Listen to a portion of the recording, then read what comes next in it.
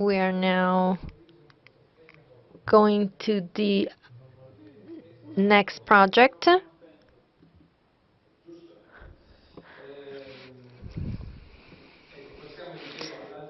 So let's move to cultural tourism for sustainable development. That is a project that has been stressed by the new European Basis as a success project because it supports the transformative vision of NEB. We should now have Dr. Mauro Dini, who is Vice President of the Mountain Union of Montefeltro. Welcome, Mauro. So, as I was saying, you are Vice President of Mountain Union of Montefeltro, public body that is also a local body, and you're also scientific coordinator of this project.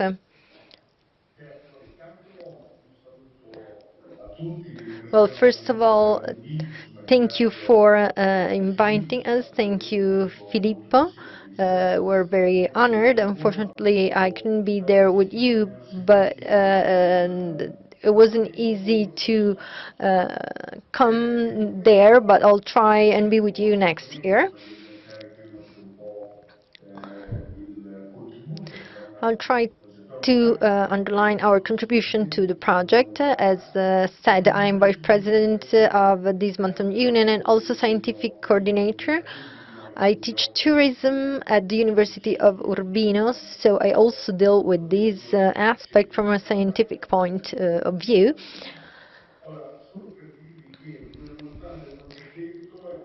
Our mountain union is located in the Marche region.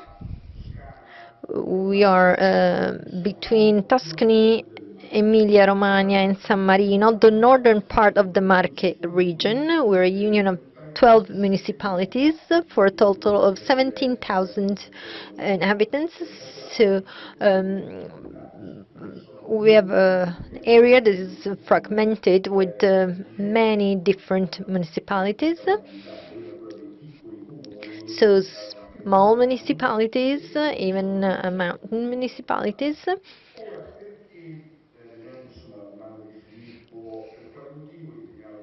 And why do we think that our project has been recognized? Well, I would like to thank Celeste and Gianluca, project manager and consultant. We're going to say something about the project because they followed it from a more technical point of view. What I'm going to say is more from a political perspective. So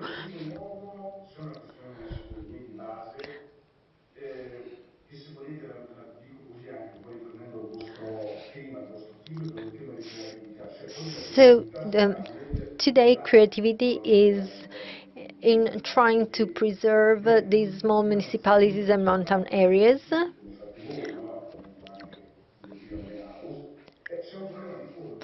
We have a problem, meaning many people are trying to leave the mountains to go to urban areas.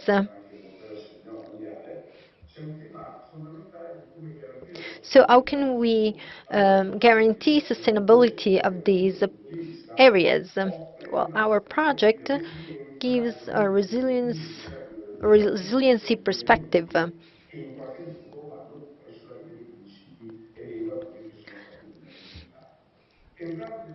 But going into the topic, so there is a we want to try and resist, try new form of development that can be sustainable. Well, we have talked about beauty and aesthetics, but we want to make beauty and aesthetic accessible in the future as well. And then what else, Rem? culture, not just culture meaning as an enhancement of cultural heritage, but culture as an intangible asset. Well, we wanted to let our stakeholders understand, both our Italian and Croatian stakeholders, because our project was both involved both Italy and Croatia. So all these projects need time. So we don't need to have the expectation that at the end of the project we'll need to have that precise, tangible goal. The project is part of a path. So since the beginning, we try to make understand that this is just a passage of a process that then needs other things. And then we wanted to increase the entrepreneurial culture, because we talk about resources, but we are public bodies, so we need funds. And people need to be ready and have entrepreneurial spirit to go on with these projects. We try to make these better understand. Well, today tourism doesn't just have local competition. Competition is at all levels, and if different tourist operators don't work together,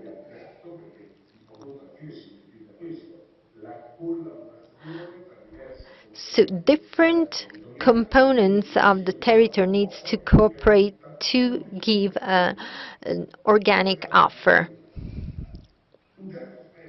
And then another aspect I would like to stress is the topic of authenticity. You don't need to invent anything.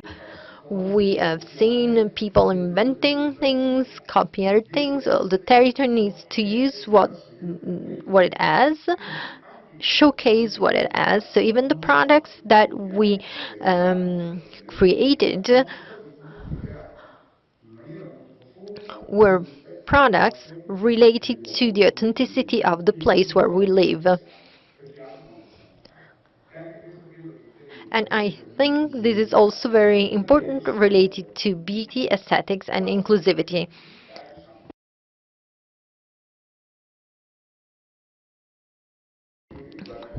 And then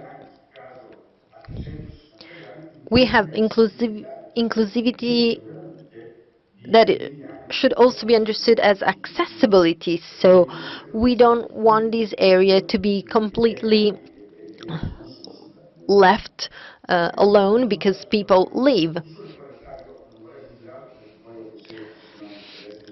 Well, I don't want to add too much because I would like Celeste and Gianluca to give more details. So we understood the context and the goal of the project. So now let's see through your colleagues, Maria, Celeste, and Sarti, how these principles were actually put into practice. Maria Celeste. Well, good afternoon. Well, I prepared a presentation, a PowerPoint presentation.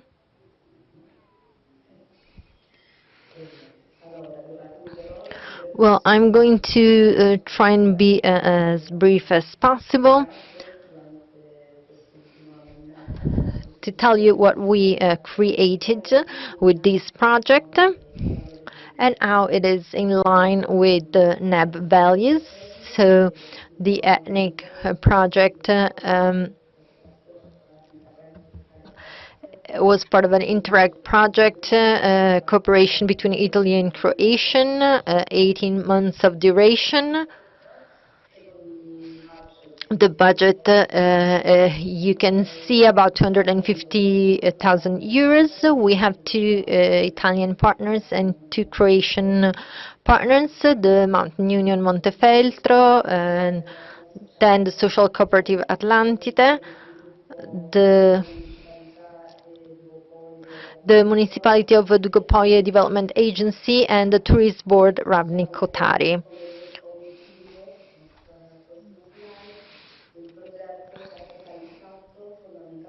The objective of the project was strengthen the inland communities of the Adriatic coast of Italy and Croatia with new tourist destination based on their ecological tourism.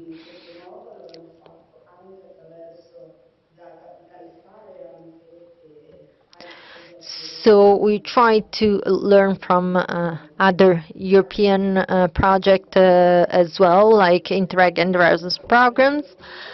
So the territories and areas that have been involved in the Marche region,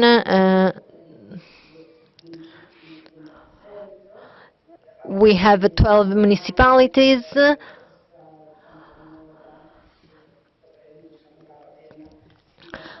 from Ravenna to Rimini in the inland area,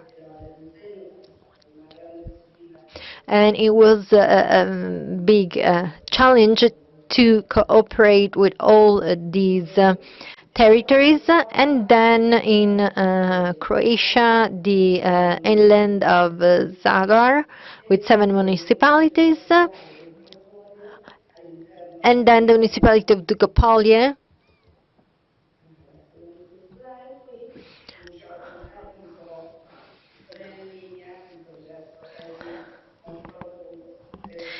So now I'll try to explain how the project was in line with the NEB values.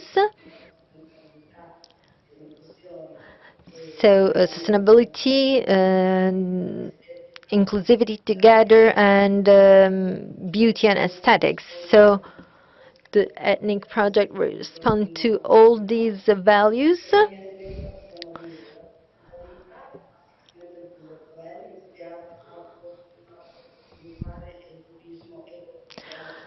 So the goal is to develop ecocultural and sustainable tourism.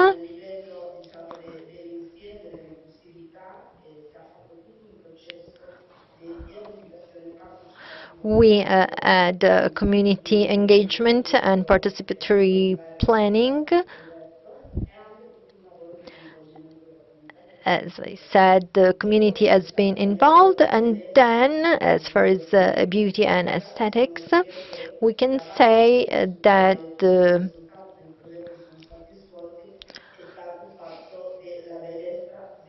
base was the local nature and cultural heritage as a value of the communities that were involved.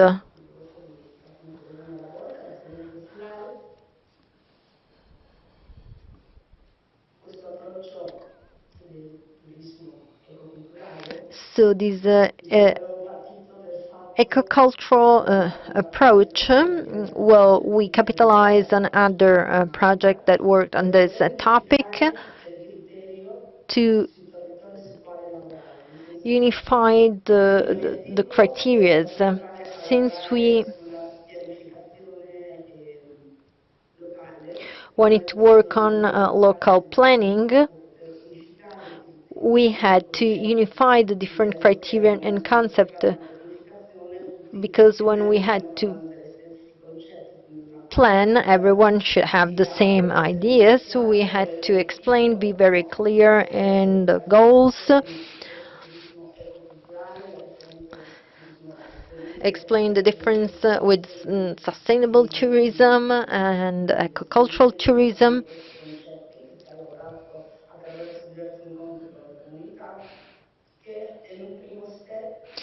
And in a first step, we had this capitalization. We had some training, and there was a sort of a transfer of knowledge through the technical team to the different partners, and then every partner worked in sort of a waterfall effect with the different communities, transferring the knowledge once more to their individual communities, because every single partner had already their knowledge with different developments and different knowledge. Some were more advanced and some still had to develop other aspects. We had this transfer to the territory to unify the knowledge, but at the same time we had to create a baseline in all these area. We had 4 baselines to understand the starting point on every single area. And it was very interesting to say, okay, every single area developed tourism in a certain way,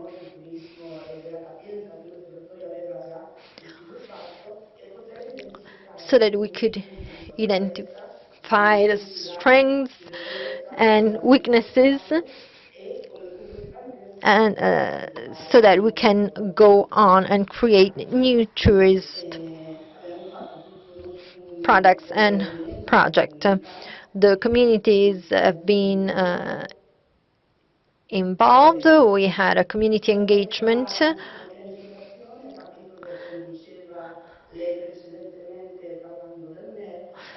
So everything started with a bottom-up approach for local planning.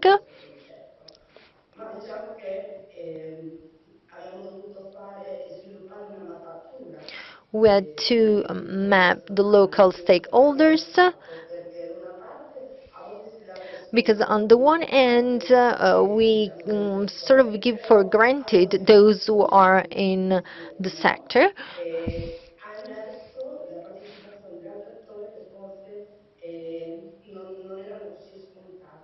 but we were able to identify some things that weren't so given for granted. Actually, we tried to see if there were any conflicts,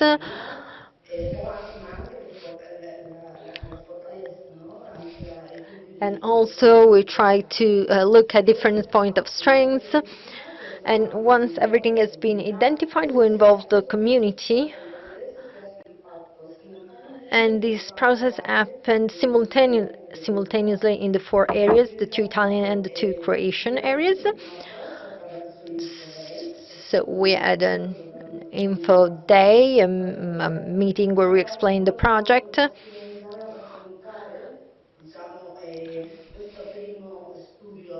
And we already started to talk about the study, about the local situation. And it was very useful to start and deal with the community, learn what they thought about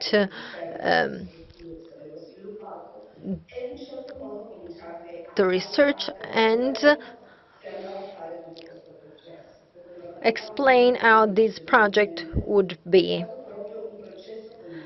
This process had several meetings. I think we had 12 meetings. We had 12 in-person meetings and 2 online meetings, where we try to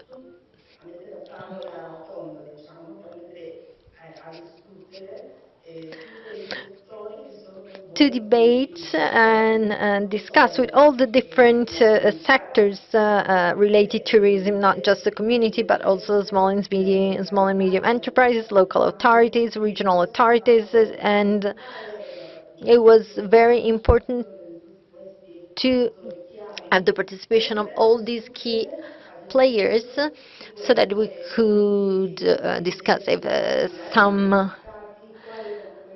areas of interest maybe were those areas that they wanted to focus more or improve more, or maybe there were some areas that could be developed or used to develop a different niche. And through these, we were able to create new tourist products, actually the 9 tourist products.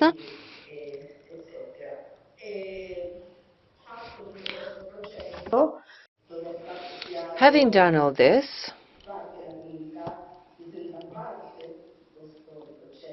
of course, the goal was to engage the community, to empower the community. The, the experts, of course, guided the process, and it was the actors, the various stakeholders that had to recognize the project as part of a co-creation of the community.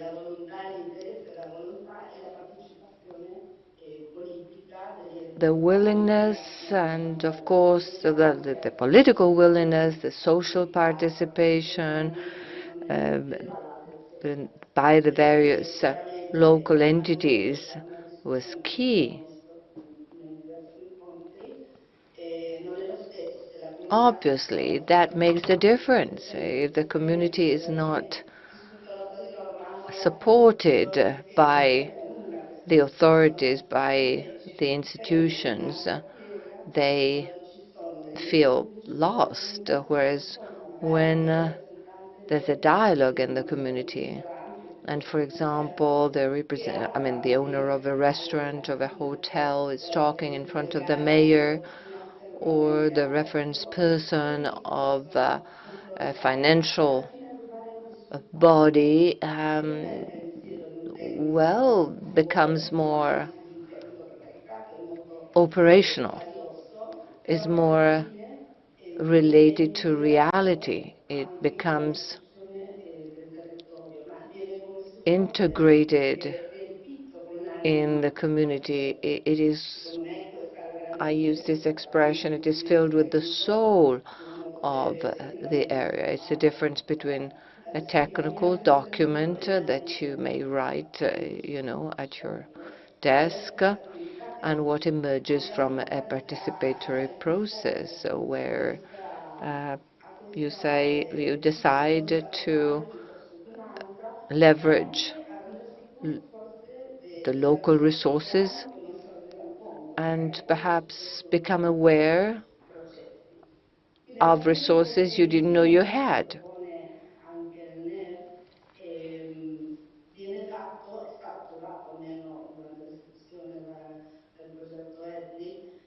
During the ethnic project, the participation of all these actors unfolded. All the information was collected. There was a technical review and a validation process. And of course, it is the community itself that needs to validate. And the last step was the dissemination of results at different levels. At a local level, at trans-border level, we held an online conference,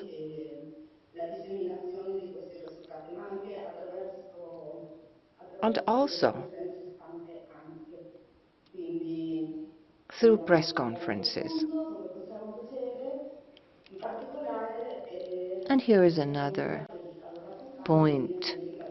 It's about community engagement and PPP within ethnic. So we involved 26 local authorities, 4 regional public actors, at least actually, 37 sectorial agencies. Clearly the local, let's say the local promotion associations, 50 SMEs, 8 NGOs, 8 universities and research organizations, and over 500 citizens, both in presence and online. Everything was open to the public. The event, the meetings were communicated. And now we have the third point. I'll try to be as quick as possible. It's about beauty, the aesthetic value. I want to emphasize that we have considered two aspects of beauty. When you participate at a local meeting, you can actually see the local beauty. I mean, the beauty of the process. What happens to the people when they feel part, when they play their part in this co-creation. So this is something very special, I think. And then, of course, the other aspect of aesthetic value.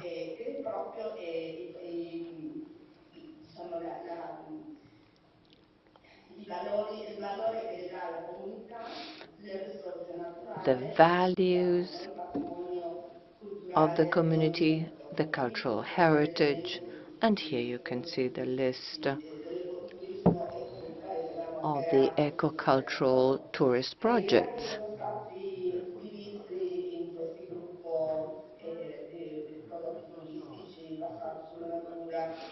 One is based on nature, but there are also some on adventure, gastronomy.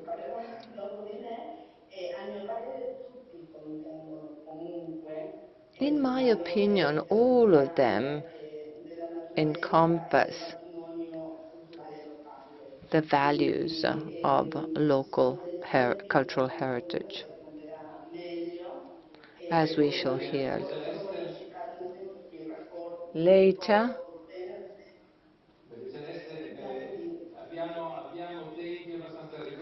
I'm sorry, well, the time is running out. Your presentation has been very, very exhaustive.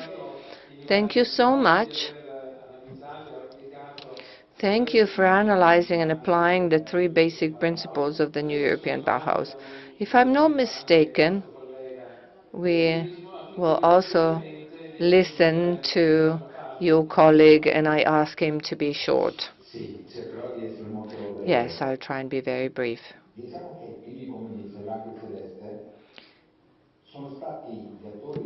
Yes, it was the local actors who decided, who chose the projects, let's call them products, they wanted to develop. If we focus on Montefeltro, for instance, there was a new product called land hopping, taken from island hopping from one place to the other, because it's a new way of enhancing the region. Over 10 castles and fortified sites, the historical towns and villages, a national park, and landscapes, creating a network. And this includes not just the past, the Middle Ages, but the radio museum, for example, just of the past century, so as to enhance a whole range of jewels, which create a very interesting experience for a tourist and for a visitor. One might not be interesting, maybe, but if you combine many of them together, I don't know, the truffle museum. So creating a network, combining them, thinking of equestrian paths or the use of bikes can be a new way, a new experience we can offer to tourists without having to invent anything new, just leveraging what's there. Just relaxing, hopping from one place to the other. That's the philosophy. If you're interested, you can find various documents to download in the site, in the ethnic site. You can find all the documents. Thank you very much for your attention.